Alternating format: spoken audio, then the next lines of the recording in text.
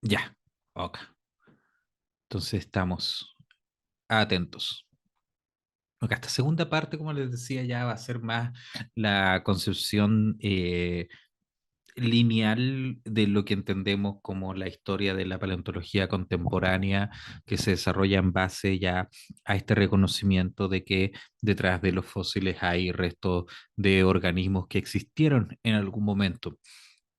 Obviamente esta idea va a generar resistencia, va a generar otro campo de discusiones y vamos a ver que la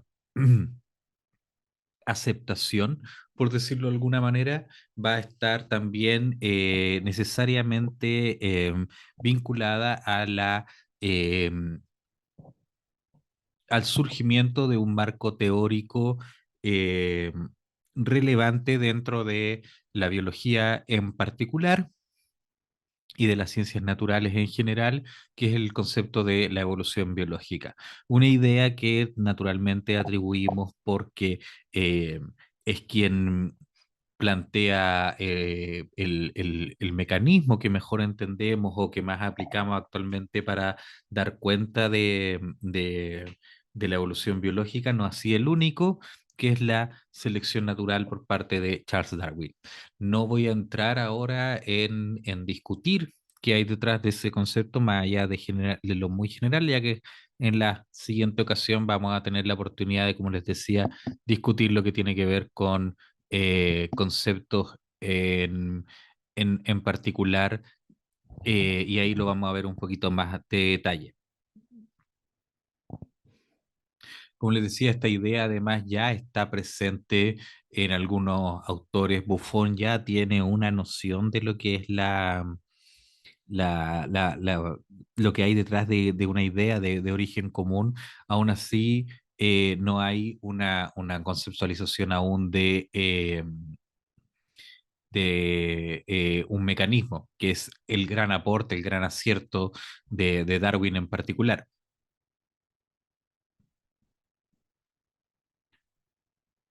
Ájale que no. Ahí sí. Ok. Entonces, avanzando hacia una interpretación de los fósiles, tenemos dos grandes pensadores contemporáneos franceses que van a estar presentes en el Museo de Historia Natural de París, que son Jean-Baptiste Lamarck y Georges Cuvier, que así como contraste entre ambos, además va a haber una suerte de conflicto. Uno, un pensador, eh, no tienen las imágenes.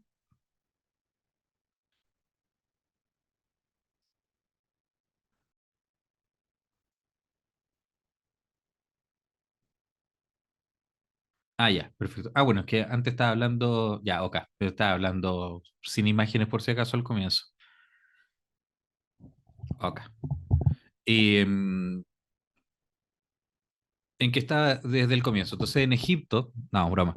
Eh, Como les decía, estos dos pensadores contemporáneos están ahí presentes en el Museo de Historia Natural de París, y así como contemporáneos, además presentan una eh, historia bien contrastante. En el caso de Lamarck, de un origen humilde, un tipo más o menos eh, eh, callado, eh, humilde quizás es la mejor descripción del mismo, ¿cierto?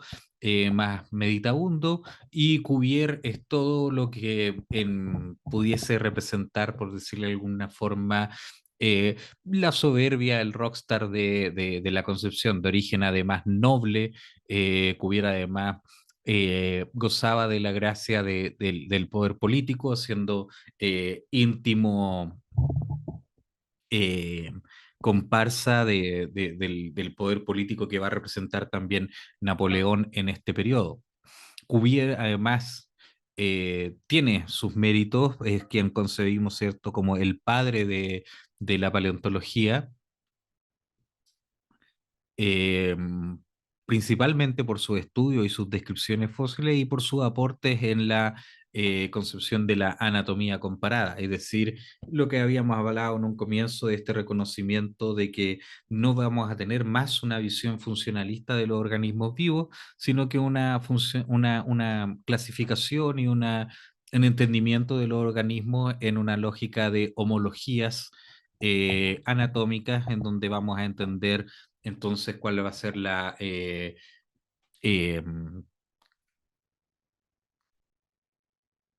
unicidad, la perspectiva de, de un organismo en el contexto en donde éste se desarrolla y no la función que éste ejecuta. Lamarck, por su parte, va a ser reconocido por ser uno de los primeros que plantea un, un mecanismo de evolución biológica, que es lo que naturalmente se conoce como lamarquismo. Como les decía, lo vamos a ver a posteriori, pero Lamarck dice que hay pequeñas concesiones, pequeños cambios que generación tras generación ocurren y que son los que se van acumulando a lo largo del tiempo y que permite explicar, ¿cierto?, cómo van variando las especies y cómo están en cierta forma, sin utilizar la palabra, adaptadas. El ejemplo clásico que van a encontrar en cualquier libro de texto, ¿cierto? Es la jirafa, en donde Lamarck decía, hay una jirafita de cuello corto que se disloca un poquito el cuello intentando alcanzar las eh, hojas más altas, entonces sus hijos tienen el cuellito un poquito más largo y después se dislocan un poquito más y así es como a lo largo de las generaciones aparecen el cuello largo de la jirafa. Eh, Obviamente hay algunas concesiones y algunas diferencias con la interpretación posterior que va a hacer Darwin de un mecanismo de herencia por selección natural, y esto es lo que se llama la herencia de rasgo adquirido. Obviamente hay mecanismos biológicos que funcionan de esta manera. Hoy en día, con una concepción moderna de la biología, sabemos que existen cambios evolutivos que pueden ser entendidos, explicados de una forma lamarquiana, eh, pero sin embargo no es lo común y uno puede hacer el experimento imaginativo de que si a un ratón le cortamos la cola durante 150 generaciones, los ratones que nacen siguen teniendo la cola larga. Y esa es base de la burla que constantemente Cuvier hacía sobre Lamarck, siendo que Cuvier, a pesar de tener esta visión de homología de los organismos vivos y ser el padre de la anatomía comparada y un gran estudioso de restos fósiles, al reconocer a qué animales asignar muchos de los restos fósiles, era eh, eh, un fijista, es decir, para él todos los animales habían sido creados en un momento determinado y de ahí no se movían, no existía una concepción de evolución en el pensamiento de Cuvier, y era obviamente también la visión hegemónica de la época.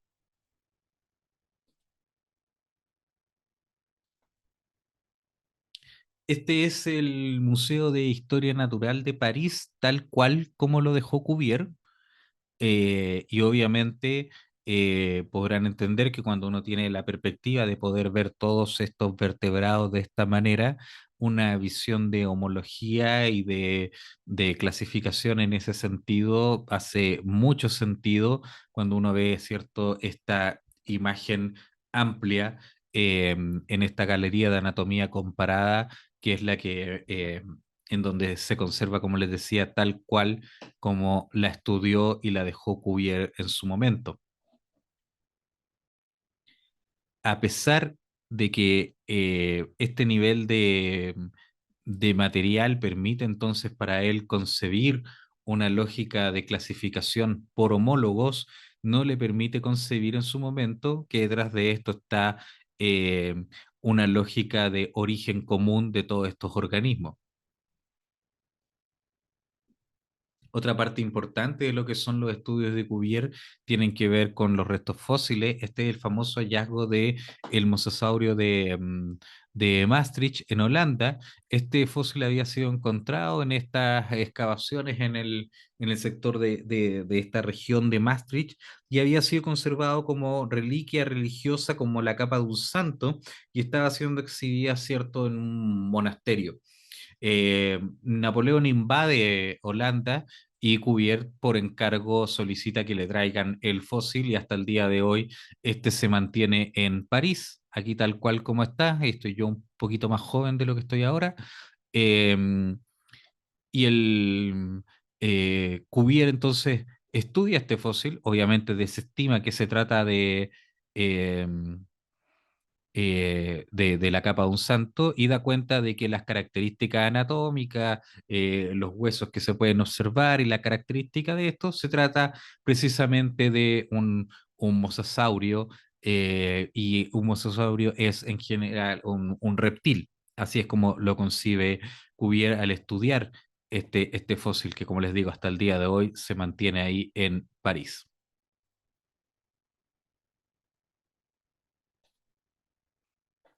Para la época, entonces lo que vamos a empezar a ver es que hay una afán de coleccionismo, de recolección de fósiles, incluso en un sentido lucrativo. Aquí haciendo un poco de justicia, obviamente tenemos el caso de la que es reconocida como la primera paleontóloga o como el símbolo de la paleontología femenina o de las mujeres en paleontología, Mary Anning, que no, a pesar de no haber tenido estudios formales con su familia, se dedica a la colección de fósiles aquí en lo que son los estratos de Lyme Regis en Inglaterra.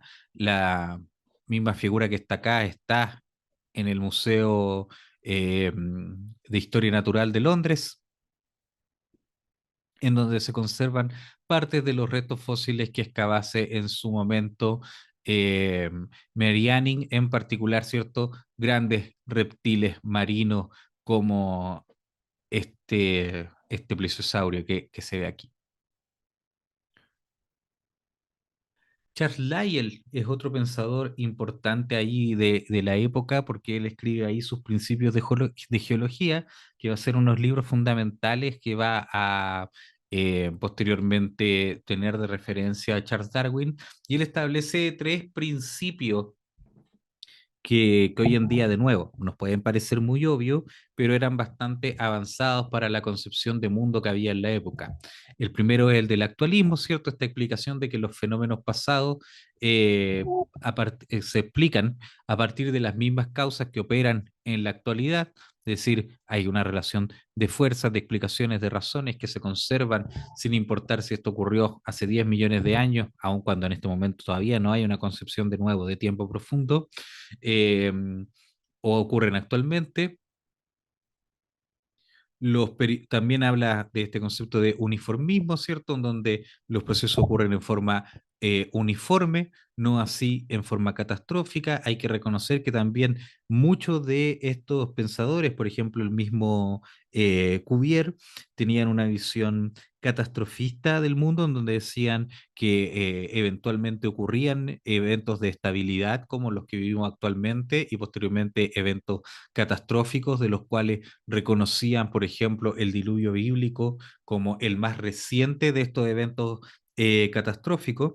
Se da la casualidad de que, por ejemplo, Cuvier estudia las secuencias de la cuenca de París, son ciclos transgresivos, regresivos del mar, ingresos y salidas de mar, y por lo tanto él dice, bueno, aquí está claramente representado que el diluvio no es único, sino que hay una serie de diluvios y el relato bíblico solamente habla de el, el más reciente de los diluvios.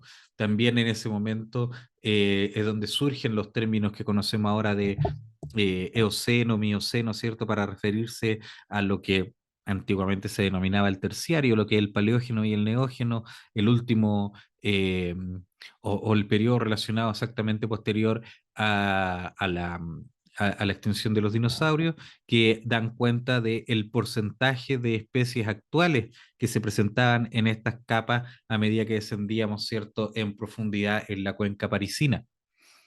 Y finalmente un concepto importante el hay, es cierto, este del equilibrio dinámico, en donde la historia de la Tierra dice, se rige por un ciclo permanente de creación y destrucción. Nuevamente volvemos a lo que mencionábamos en un comienzo de Da Vinci, que daba esta cuenta de que los fósiles estaban presentes en lo que en algún momento habían sido sedimentos. Es decir, al mismo tiempo en el cual la consolidación de los sedimentos forman rocas sedimentarias, la erosión de estos genera nuevos sedimentos. Y lo vamos a ver en la próxima sesión, el hallazgo de los fósiles solo tiene sentido, solo tiene razón en el sentido en el cual tenemos, ¿cierto?, un proceso erosivo que los expone y da cuenta de la posibilidad entonces de su hallazgo. Los fósiles, me estoy adelantando un poco, pero para que lo tengan presente, los fósiles se encuentran en el breve lapso de tiempo que existen entre que la erosión lo deja expuesto y finalmente la erosión lo destruye completamente. Esa es la ventana de tiempo en donde se encuentran todos los restos fósiles que se han excavado o que pueden llegar a ser encontrados. William Buckland es el primero que hace referencia, ¿cierto?, a hallazgos de restos de dinosaurio. No, les decía, va a haber aquí un pequeño sesgo encontrando, ¿cierto?, lo que es esta mandíbula de megalosaurio. Me entró la duda, pero tomé esta foto hace eh, 16 años y estaba convencido que era la mandíbula original de Megalosaurios de Buckland, pero ahora revisando las imágenes del texto del libro de Buckland, parece que no es.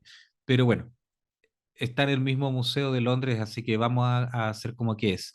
Pero él describe una mandíbula de megalosaurio y la reconoce, ¿cierto?, como este resto fósil de un organismo de características de reptil de gran tamaño, y es aquí en donde además, en particular los dinosaurios van a ser relevantes para la concepción de estos conceptos que estamos ahora asimilando respecto a la existencia de animales extintos. Recordarán ustedes de la primera parte que mencionaba que la mayor parte de los hallazgos a los cuales hacían referencia los pueblos de la antigüedad o que estaban en consideración de lo que decía Esteno o alguno de estos otros autores al comienzo, tenían mucho que ver con elementos que eran homologables a animales actuales y que en el caso de, por ejemplo, entender que las conchas de ciertos moluscos eran equivalentes o similares o parecidos a moluscos actuales y que un bivalvo es un bivalvo, sea en roca, sea fósil, generalmente de incluso hasta 500 millones de años a la actualidad y es fácil de reconocer como un molusco. Hay otro conjunto de fósiles que obviamente eran mucho más difíciles de interpretar al carecer de algún homólogo moderno para poder asimilarlo como un organismo vivo. Esa percepción, por ejemplo, persiste en el relato de los amonites. Los amonites, al no ser un animal abundante hoy día en la actualidad o difícil de interpretar, son más propensos a estas interpretaciones místicas como la que veíamos, ¿cierto?, tenía lugar en el contexto de la Edad Media. Los dinosaurios, y lo tomo como ejemplo porque no son el único, ayudaron a concebir de que existió un grupo de animales extintos que no tienen representantes modernos y que en consecuencia fueron abundantes y estaban presentes en estos territorios donde además las faunas recientes eran bien conocidas o habían sido bien estudiadas y que además no solamente no estaban presentes actualmente, sino que carecían de algún homólogo moderno con el cual pudiesen ser eh, equiparados, más allá de decir son reptiles. En ese sentido, hay una valentía, hay un salto cuando Buckland y quienes vamos a mencionar a continuidad dan cuenta de que Megalosaurus u otros hallazgos de dinosaurios corresponden a este grupo que pasan a denominar dinosaurios de grandes reptiles extintos, y empiezan a estudiarlos y a describirlos como tales.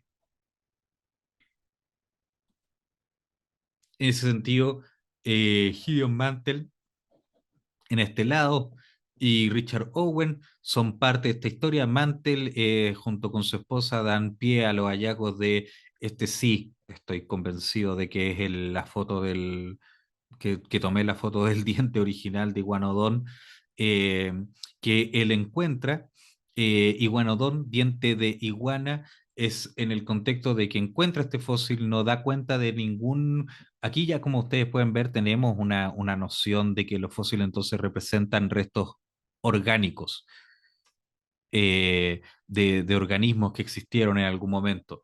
Y del único animal le llega por casualidad los restos de una iguana y da cuenta de que es a eso a lo que se parecen y por eso le parece que son los dientes de una iguana de gran tamaño y de ahí viene entonces con esta asimilación de una especie eh, con diente de iguana.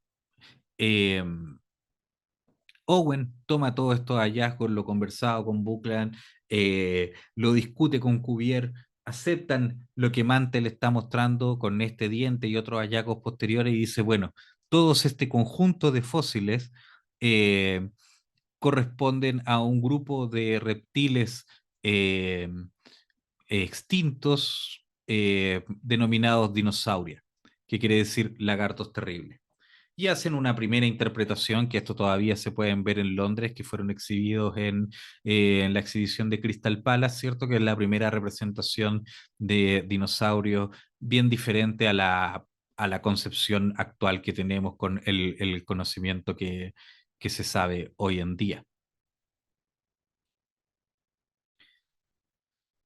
Al igual que como veíamos con el caso de Medianing, los hallazgos de dinosaurios empiezan a tener lugar en abundancia en las cuevas de carbón, de no me equivoco, si no me equivoco, de carbón en Bélgica, en particular de Vernissart, se hacen hallazgos de gran cantidad de iguanodontes. El Museo Real de Bruselas está compuesto por una exposición de decenas de esqueletos así de completos de iguanodón, como se ve en esta exhibición, que son encontrados en esta localidad. Y entonces con todos estos hallazgos, con esta concepción, y a pesar de que los grandes autores de esta época, como Cuvier, um, denme un segundo para colocarles nuevamente la imagen, a ver si ahí se compone quienes tienen problemas para poder verla.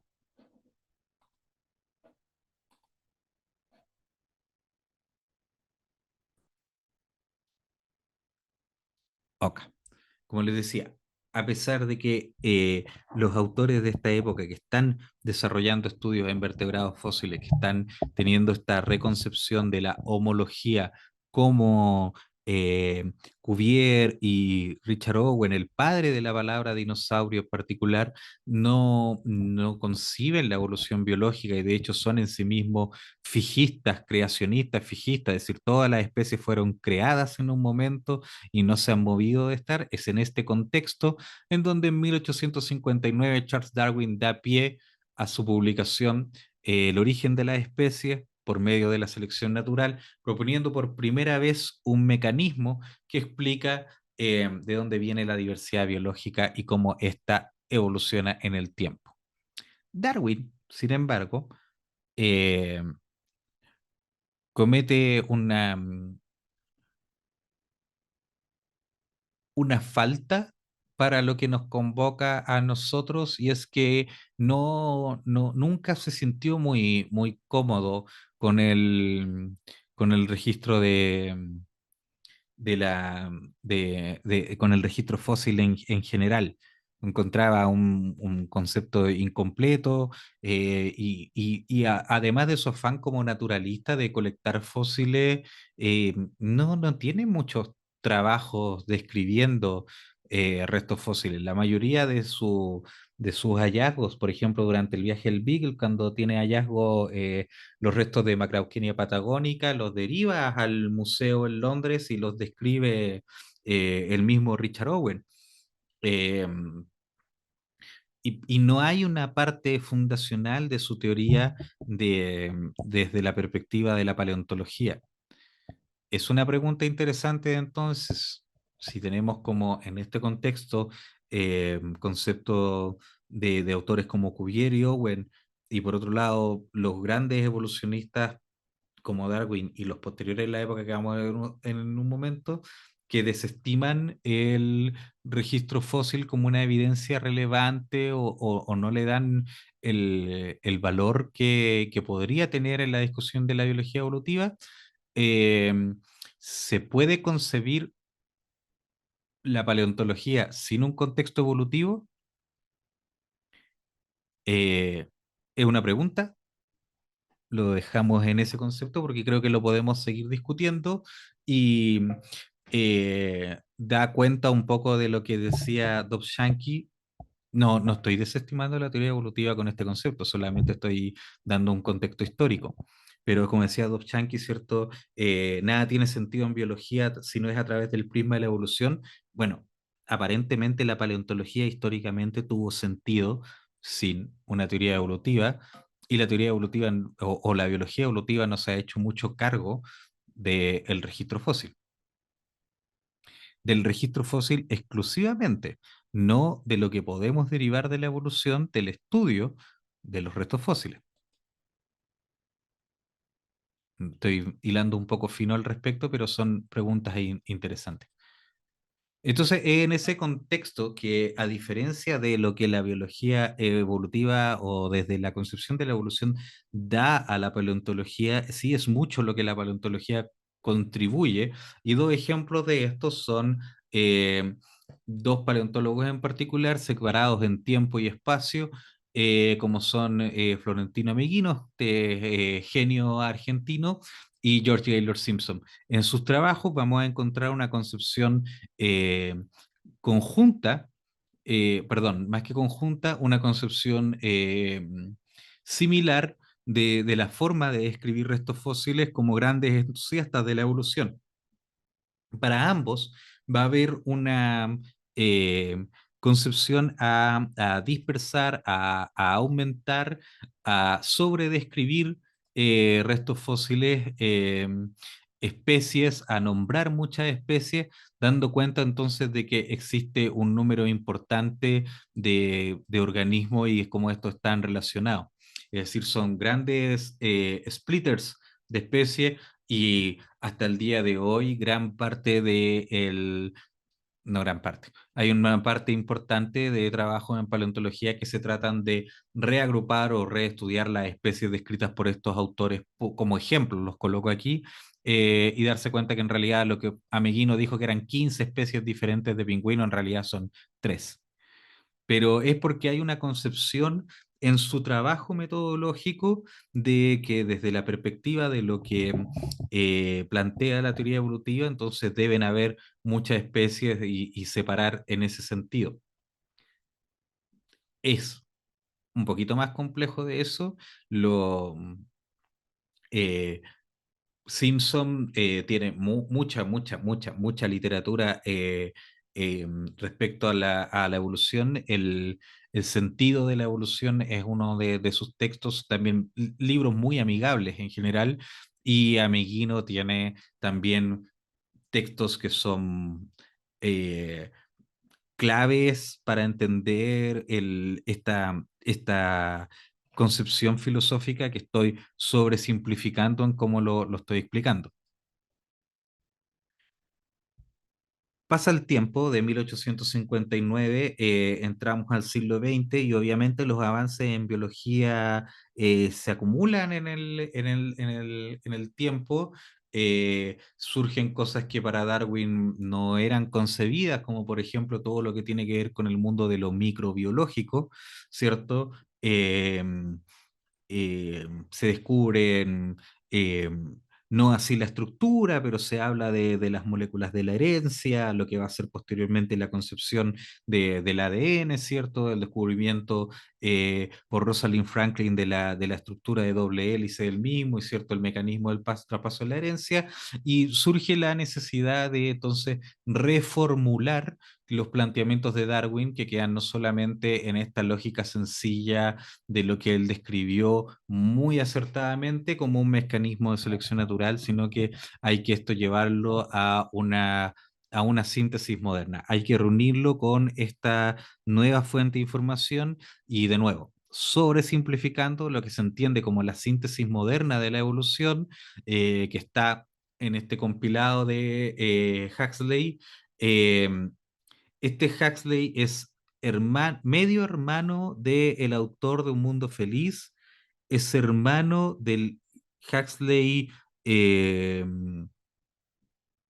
fisiólogo celular, y son todos nietos del Huxley, que era el que se le denominó el sabueso de Darwin, que era uno de los grandes defensores de la teoría de la evolución cuando ésta surgió en el siglo XIX.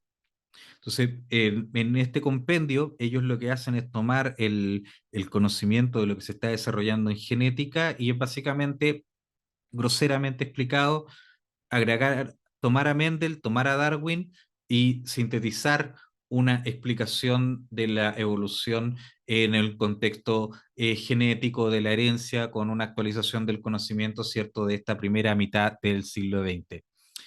El texto está lleno de homologías que hoy en día, obviamente, en el contexto contemporáneo, le podemos decir que son colonialistas, belicistas, todas estas concepciones. Voy a usar la palabra equivocada, pero no es la palabra que quiero usar, pero para entenderme, todas estas concepciones equivocadas de la biología, como sobrevivencia del más fuerte, la carrera armamentística, y estas concepciones que se utilizan mucho y que hasta el día de hoy se pueden encontrar en muchos textos, vienen de aquí, sin atribuírselas como que estén equivocadas, pero tienen esta concepción. Y nuevamente, de hecho, precisamente se me perdió, pero tengo esta misma copia de la síntesis moderna de Huxley, y en todo el texto menciona, si son 4 páginas de paleontología, es mucho. Y lo que dice es básicamente, en contexto de todo el resumen de eso, es la... eh, los fósiles son evidencia de que la evolución existe. Esa es la gran contribución que toma la síntesis moderna, que hace un compendio de toda esta actualización de la biología de, de, de la, de la paleontología. Hay un, no lo quiero usar en el término fuerte de la palabra, porque no se puede malinterpretar, pero estoy usando en la acepción más amplia de la misma. Hay un desprecio muy grande a ciertas fuentes de evidencia en la concepción moderna, ¿cierto?, de la evolución, a la evidencia proveniente de la paleontología en particular.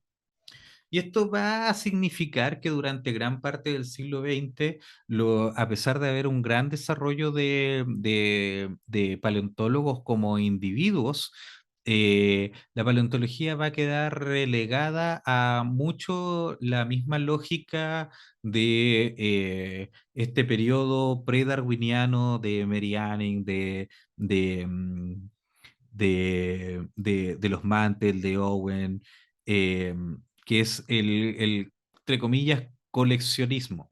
Y el coleccionismo va a ser la colección de fósil, la colecta de los mismos, una visión muy eh, peyorativa, en el sentido de entender que aquí están encontrando fósiles como una cuestión entretenida, interesante, pero que nos puede hablar de biología, organismos que están extintos.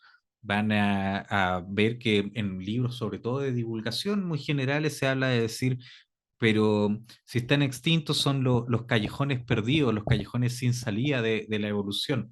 Entonces, en este periodo, a pesar de que existen grandes exponentes, Roy Chapman Andrews, que es quien eh, encuentra los fósiles del Gobi en en esta búsqueda que emprende de otros restos fósiles que él andaba buscando, que tenían que ver con el origen de la humanidad, y da cuenta de estos hallazgos de dinosaurios en Mongolia, que ya les comentaba en antes, en un comienzo eran conocidos por los escitas, cuando traficaban oro ahí, cuando excavaban oro ahí en las cercanías de Mongolia, eh, y lidera las grandes expediciones a, a Asia de parte del Museo de Historia Natural de Nueva York. Dato de color, este es el personaje histórico real que inspira la, a Indiana Jones, tanto así como en sus aventuras como en su fisionomía, de que el tipo tenía que andar con revólver, ¿cierto? Porque hay tribus nómadas y otros riesgos ahí en los lugares en los que se encontraba. Eh, Romer, una suerte de también padre de la anatomía comparada moderna, textos eh, eh, fundamentales para cualquiera leer, lo que es la anatomía comparada de Romer. Hay una versión en español pequeñita que uno todavía puede encontrar así como en ferias libres y en mercados persas, que vale la pena, bien autoexplicativo de anatomía comparada, y su trabajo gigantesco, la osteología de los reptiles, ¿cierto? Eh, Fundamental también como, como lectura obligatoria en el contexto de la paleontología, pero como pueden ver, ¿cierto? En la primera mitad del siglo XX, la paleontología queda relegada a estos exponentes individuales, a una ciencia muy de nicho, descriptiva, eh, y todavía exploratoria en un mundo que además se hacía muy pequeño. Un mundo que en el contexto del siglo XX, ¿cierto? Entra en este proceso de globalización, se desaparecen las grandes fronteras, hay que imaginar, ¿cierto? Imagínense una expedición que parte en los años 30, 40 de Nueva York y va a Mongolia, o sea, el mundo se hace más estrecho y se va perdiendo esta noción de exploración, de recorrido, del afán de la maravilla con el descubrimiento, porque además también la ciencia va adquiriendo una visión más positivista, funcionalista, eh, perdón, más que funcionalista, utilitarista, ¿cierto? Estamos hablando de que en el siglo XX tenemos el desarrollo de toda la física atómica, toda la ciencia se enamora de la física y apunta a tener una visión fisicista, utilitarista, explicatoria de todo, una teoría del todo, ¿cierto? En donde, pucha, sentarse en el suelo a recoger piedritas no es atractivo, po. No, es algo del siglo XIX, pues, no es del siglo XX. Entonces, con esa concepción, más aún este, entre comillas, desprecio de la concepción más fundamental de la biología, que es la evolución moderna, va a dar pie a una segunda camada de paleontólogos, entre los que destaca, por ejemplo, Stephen Jay Gould, que van a empezar a conjugar qué es lo que pueden decir los restos fósiles eh, de cómo pueden contribuir, ¿cierto?, en la teoría a la biología evolutiva. Stephen Jay Gould, por ejemplo, va a plantear, ¿cierto?, em, equilibrio puntuado, como esta lógica de cómo el registro fósil estudiado en detalle nos da cuenta de estos periodos de estasis, de estabilidad de los organismos vivos y periodos compulsivos de rápida diversificación, asociados generalmente a eventos cataclísmicos y, y extinciones. Además, tremendo divulgador científico, todos sus libros, desde El pulgar del panda, La sonrisa del flamenco, El zorro y el erizo, Las piedras falaces de Marrakech, La vida maravillosa, en- entre otros, ¿cierto? Son todos lectura fundamental amigable que no requiere un conocimiento previo, ni acabado ni profundo de biología, o sea, eh, sin lugar a dudas, eh, el trabajo de Gould, tanto en el campo científico propiamente tal como en el campo divulgatorio, es fundamental en el campo de las ciencias biológicas. O sea, un tipo que te escribe un libro de mil y tantas páginas de la estructura de la teoría evolutiva, densísimo, hasta El pulgar del panda, que es quizás de los mejores textos, colección de textos, porque son varias columnas que escribía en la revista Natural History, que son muy amigables para cualquier lector. A tal grado, ¿cierto?, que fue obviamente homenajeado ahí en ese capítulo de Los Simpsons. Y esta entonces, como les decía, esta nueva camada va a estar representada por personajes como Wood o como Baker y Ostrom, que van a empezar a tomar todos estos animales desestimados que no tenían sentido, estos callejones eh, sin salida evolutiva, y los van a empezar a ver desde esta perspectiva moderna, y nace en este sentido la concepción de lo que actualmente entendemos como la paleobiología.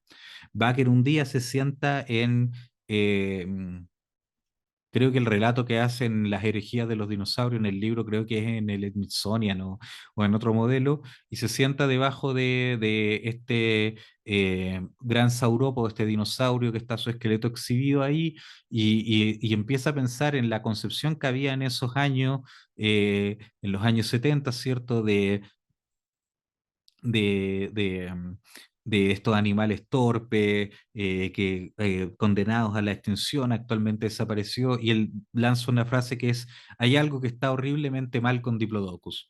Y entonces se lanza a esta reinterpretación y a esta visión dinámica de estos organismos que son los que dan pie a entonces... Ya no hablemos solamente de la descripción de los fósiles, sino que demos cuenta de, de, mm, de una interpretación de ellos como organismos, demos el siguiente paso, utilicemos herramientas que nos den cuenta de poder eh, dar una mejor descripción de las características de los mismos en vida. Armstrong, por su parte, escribe esta tremenda monografía en donde describe Deinonychus y empieza a levantar la evidencia que después va a dar pie, ¿cierto?, a lo que ha sido quizás la mayor revolución paleobiológica, a lo menos en términos generales del público masivo, que es cierto esta reinterpretación de la noción de que las aves son un grupo de dinosaurios sobrevivientes. Y eso ha llevado que desde la primera mitad del siglo XX, en donde teníamos estos nombres esporádicos, tremendos científicos obviamente, a que hoy en día tenemos una masividad en todo el globo de una comunidad de paleontólogos en todas sus áreas. De nuevo, les pido disculpas porque mi sesgo es particularmente en los vertebrados, eh, que desarrollan este campo de investigación con esta perspectiva que se ha construido a lo largo de los años con una visión más avanzada del uso de mejores herramientas, mejores tecnologías para el estudio de los restos fósiles y su reinterpretación, ¿cierto?, desde esta lógica que veíamos cuando eran concebidos como meros objetos extraños, extrañas rocas excavadas, a su reconocimiento como restos orgánicos y al hecho de que hoy día seamos capaces de, mediante su estudio, interpretar organismos que posiblemente, perdón, organismos que actualmente se puedan encontrar extintos y podamos entonces describir características biológicas de esto que en algún momento no era posible. Eso es en breve el recorrido de la historia de la paleontología. Es eh, muy acotado lo que les he mostrado.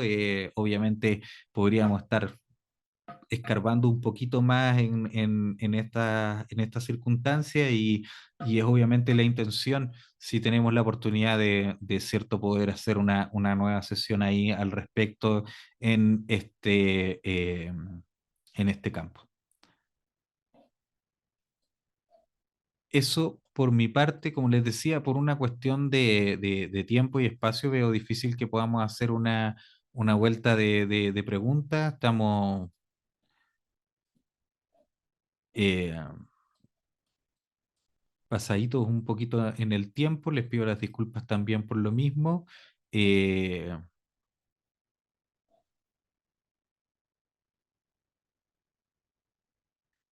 Eso por mi parte los voy a dejar con la posibilidad de que puedan desmutearse por si quieren eh, hacer algún aplauso, alguna mención al respecto.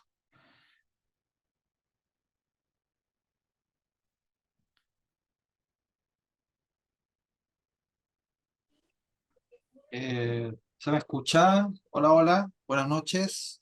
Buenas noches. Buenas noches.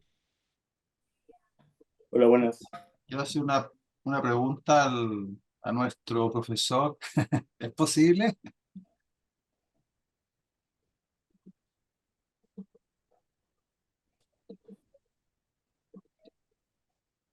Sí que no. Nos abandonó.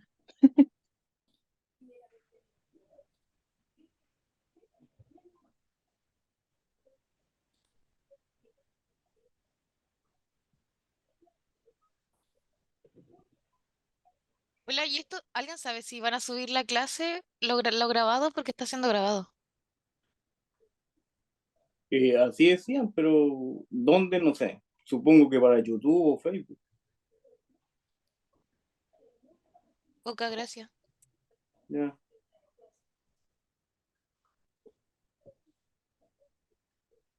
Sí, respecto a esa pregunta, lo vamos a hacer disponible y lo vamos a enviar ahí en el correo de invitación, donde va a estar disponible. Poca, muchas Perfecto, gracias. gracias. Eh, El registro de asistencia es automático por estar conectado. Mm, Yo en lo personal no persigo en ese sentido algún afán de registrarlo. En algún momento tuvimos 90 y tantos participantes de 300 que se habían anotado, así que no, disfrútenlo nomás. Lo que sí, Ah, ok. eh, Ujú. Profesor, disculpe. Roberto Eh, nomás, por favor. bueno, Roberto, disculpe, sí. Mire, me gustó mucho ¿cómo se llama? La ponencia. ¿Sí? Eh, la verdad, sí, o sea, si bien no es no es la primera vez que asisto a una ponencia científica, sí es la primera vez que asisto a una de paleontología, a la que puedo por lo menos asistir. Eh, una buena experiencia. Y de hecho, los puntos bastante llamativos, pero principalmente ya había considerado antes el tema del estudio fósil, o sea, lo había visto varias veces en documentales o incluso en turismo, pero nunca había analizado el origen el origen de la relación entre el humano y el fósil como objeto, realmente sería que también sería sujeto de su propio estudio incluso. Bastante, bastante interesante el tema porque es como es como analizar la propia ciencia como tal. Y sí es una lástima bastante que se vea tan despreciada en sí la paleontología como ciencia en ese sentido. Perdón la fuerte de la palabra, como también. Sí, claro. Gracias, Juan. Hay un par de personas que hablaron al comienzo que no los alcancé a escuchar, perdón, que estaba cambiándome de audífono, no me los perdí, pero no sé si tenía algún comentario, alguna pregunta como Juan, pero ahí quedaron también presentes. Lo último que tenía presente mencionarles, obviamente, me imagino que todos tienen un afán de también seguir buscando información en línea es lo más fácil. Yo les recomendaría de los autores que mencionamos, estos textos clásicos, buscarlos, son entretenidos verlos, eh, están disponibles. eh,